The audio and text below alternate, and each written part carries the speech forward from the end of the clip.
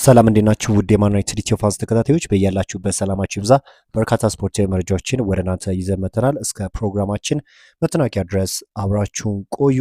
እውቁ ጋዜጠኛ ዴቪድ ኦርንስተን እንግዲህ ቀጣይ ወደ ዩናይትድ የሚመጣው አሰልጣኝ ማን ይሁን ማን ከማንቸስተር ዩናይትድ ጋር ቁርኝት ያለው መሆን እንዳለበት ተናግሯል። ሁሉም ሰው የማንቸስተር ዩናይትድ ጊዜ አሰልጣኝ ቦታ ላይ ለሶልሻየር ቅድሚያ ይሰጣል ብለው ያስባሉ። ጠንካራ እጩ ሊሆን ይችላል። ነገር ግን ማይክል ካሪክም እንዲሁ በዚህ ሁኔታ ውስጥ እሱን ከመዝገብ ውጭ ልናደርገው አይገባም ብሏል። በእጩነት የተያዘ ሶስተኛ ስም አለ። እሱም ደግሞ ሩድ ቫን ኒስተልሮይ ነው።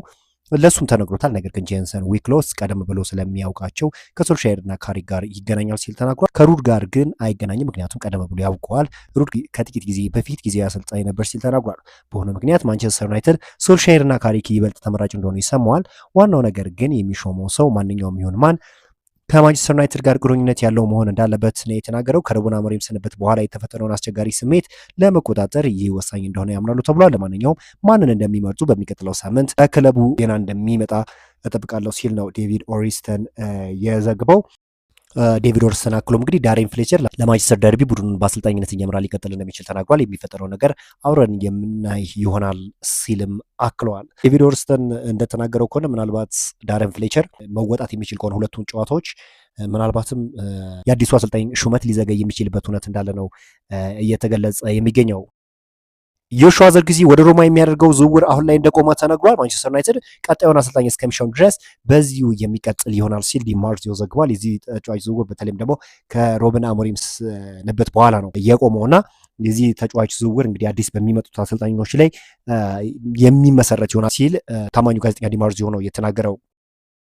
ዝውውርን በተመለከተ ሩበን ኔቬዝ በአጭር ጊዜ ኮንትራት ከሳውዲ አረቢያ ወደ እንግሊዝ ተመልሶ እንደሚመጣ አሁንም እየተነገረ ይገኛል። ተጫዋቹ ለማኑኤል ኡጋርቴ ትልቅ ማሻሻያ ይሆናል ብዬ አስባለሁ ሲል አሌክስ ክሩግ ተናግሯል እና የተጫዋች እንግዲህ ወደ ማንቸስተር ዩናይትድ የመምጣት ዕድሉ እጅግ ሰፊ እንደሆነ እየተገለጸ የሚገኘው ዩናይትዶች እንግዲህ በቋሚ ውል ተጫዋች ላይ ያዘዋውሩ ይችላሉ። ታዲያ በውሰት ውል ይህንን ተጫዋች ወደ ማንቸስተር ዩናይትድ ለማምጣት ሀሳብ እንዳላቸው እየተገለጸ የሚገኘው በመሀል ክፍል እንግዲህ በጣም ከፍተኛ የሆነ ችግር እንዳለ ይታወቃልና በመጠኑም ቢሆን እንግዲህ ያለባቸውን ችግር ይህ ተጫዋች ይፈታል ብለው ያስባሉና ይህንን ተጫዋች በጥሩ የዝውውር መስኮት በውሰት ማንቸስተር ዩናይትዶች የግላቸው ለማድረግ እንደሚሰሩ ነው የተገለጸ የሚገኘው። በመሀል ክፍል እንግዲህ በበርንሌው ጨዋታ ከተመለከታችሁ ካርሎስ ካስሜሮ በጣም ደካማ የሚባለውን እንቅስቃሴ ያስመለከተበት ጨዋታ ነው ማለት ይቻላል እና መሀሉ ባዶ ነው ማለት ይቻላል። በቃ እንደፈለጉ ነበረ የበርንሌ ተጫዋቾች ሲፈነጩ የነበረውና ይህንን ነገር ተመልክቶ ማንቸስተር ዩናይትዶች ማሻሻያ ለማድረግ ሀሳብ እንዳላቸው ነው እየተገለጸ የሚገኘው።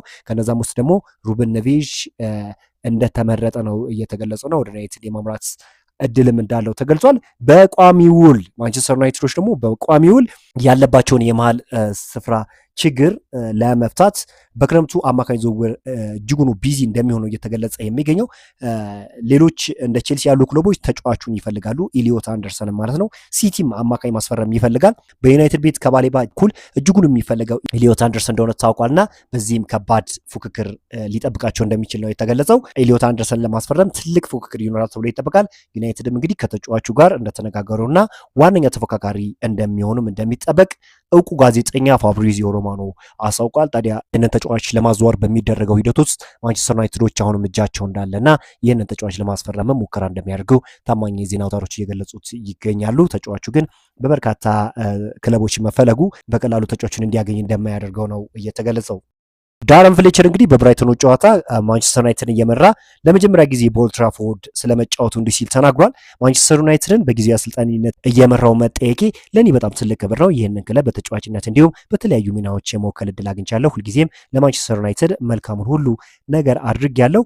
ይህ ነገሩ አሁንም በእርግጠኝነት አይለወጥም። በኦልድ ትራፎርድ ማንቸስተር ዩናይትድን በአሰልጣኝነት መምራት ለእኔ ትልቅ እድል ነው ሲል ዳረን ፍሌቸር ተናግሯል። ባይዘዌ አንዳንድ ምንጮች እንደሚገልጹ ከሆነ ዳረን ፍሌቸር ጥሩ የሚባል እንቅስቃሴን የማሳየት የሚችል ከሆነ በተደጋጋሚ ጨዋታዎች ጥሩ ውጤት ማስመዝገብ የሚችል ከሆነ ጊዜው አሰልጣኝ ሆኖ የመቆየት እድል እንዳለው ታማኝ የሚባሉ የዜና አውታሮች እየገለጹት ይገኛሉ። አሁን እንግዲህ ማንቸስተር ዩናይትድ በርካታ እጩዎቹን ነው እየመለመለ የሚገኘው።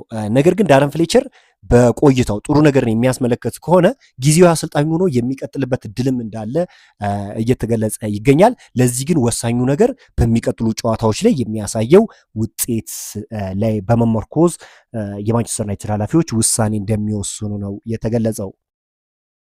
ስኮርድ እንግዲህ የፕሪሚየር ሊግ የሳምንቱ ምርጥ 11 ይፋ ሲያደርግ ቤንያሚን ሼሽኮ ተካቶበታል። ቤንያሚን ሼሽኮ እንግዲህ በርንሌ ማንቸስተር ዩናይትድ በገጠመበት ጨዋታ በተርፍ ሞር ስታዲየም በጣም ጥሩ የሚባል እንቅስቃሴን ማስመልከት ችሏል። ከጎሉ ባሻገር በጨዋታው ላይ በጣም ድንቅ ነበረ። አሁን በዛ ጊዜ ያታዘብኩት ነገር ከጎሎቹ ባሻገር በጣም ጥሩ እንቅስቃሴን ማስመልከት ችሏል። እነ ኤርሊንግ ሃላንድ እኮ እንደዚህ አይነት ነገርን አያስመለክቱ። ጎል የማስቆጠር ችግሩን የሚፈታ ከሆነ እኮ ቤንያሚን ሼሽኮ እኮ የተሟላ አይነት አጥቂ የሚባል ነው። ከኳስ ጋር ኮንፈርት ያለው ተጫዋች ነው። በሊንካፕ ላይ ከሌሎች ተጫዋቾች ጋር ከቡድን አጋሮቹ ጋር ጥሩ በሚባል ሁኔታ ይጫወታል፣ እንዲሁም ጎሎችን ያስቆጥራልና በጣም ማንቸስተር ዩናይትድን ከሚጠበቀው በላይ ይጠቅማል ተብሎ ነው የሚጠበቀው። አሁን ጎል የማስቆጠር ችግሩን የሚፈታ ከሆነ በሚቀጥሉ ጨዋታዎች ከዚህም የተሻለውን ሼሽኮ እንመለከታለን ተብሎ ይጠበቃል። 1958 በመባል የሚታወቁት የማንቸስተር ዩናይትድ ደጋፊ ቡድን በየካቲት 1 ቀን በማንቸስተር ዩናይትድ እና ፉልሃም ጨዋታ ላይ ትልቅ ተቃውሞ እንደሚያደርጉ አሳውቋል። በዚህም ተቃውሞ በሰር ጂም ራትክሊፍ፣ ኢኒዮስ እና ግሌዘር የሚመሩ የአሁን ባለቤትነት ሞዴል ሙሉ በሙሉ እንዲቀየር ይፈልጋሉ ተብሏል። ራትክሊፍ ማንቸስተር ዩናይትድ ከነበረበት ትልቅ ውድመት ከተሸጋገረ በኋላ አሁንም ስህተት መስራቱን ቀጥሏል። ምን እያደረገ እንዳለ የሚያውቅ አይመስልም እና ክለቡን በተመሳሳይ አዙሪት ውስጥ እንዲቀጥል አድርጎታል። የሚገባው ቦታ ትልቅ ቡድን ሆኖ ሳለ የሰዎች መሳቂያ ሆነናል ሲሉ ነው የተናገሩትና ከፍተኛ የሆነ ተቃውሞ ለማድረግ ከወዲሁ ዝግጁ እንደሆኑ ነው እየተገለጸ የሚገኘው። በራትክሊፍ አሁናዊ ሁኔታ ማንቸስተር ዩናይትድ እያደረገ ካለው ነገር አንጻር የማንቸስተር ዩናይትድ ደጋፊዎች ደስተኛ እንዳሉ ነው እየተገለጸ የሚገኘው። በዝውውሮቹም ሆነ እንዳጠቃላይ ማንቸስተር ዩናይትድን የያዘበት መንገድ በሚጠበቀው ደረጃ አለመሆኑና የግሌዘሮች ተላላኪ መሆኑ በማንቸስተር ዩናይትድ ደጋፊዎች ዘንድ ቅሬታን እንዳስነሳ ነው እየተገለጸ የሚገኘውና አሁን እንግዲህ የማንቸስተር ዩናይትድ ደጋፊዎች ትልቅ የሆነ ተቃውሞ ለማድረግ ከወዲሁ ዝግጁ መሆናቸው ነው እየተገለጸ የሚገኘው። እንግዲህ ማንቸስተር ዩናይትድ በምን ያህል ማንቸስተር ዩናይትድ ክፍተት እንዳለበት ሁላችንም እናውቃለን። ነገር ግን አሁን ኢኒዮሶች ምንድን ነው እየሰሩ ያሉት? ምንም እየሰሩ አይደለም እና ከዚህ አንጻር የማንቸስተር ዩናይትድ ደጋፊዎች ከፍተኛ የሆነ ተቃውሞ ለማድረግ ዝግጁ እንደሆኑ ነው እየተገለጸ የሚገኘው። እንግዲህ ማንቸስተር ዩናይትድ ፉልሃም በሚገጥምበት ጨዋታ ደግሞ ይህ ነገር እንደሚከወን ተገልጿል። ፋብሪዚዮ ሮማኖ እንግዲህ እንዲህ ሲል ስለ አሞሪም እና ስለ ቡርኖ ተናግሯል።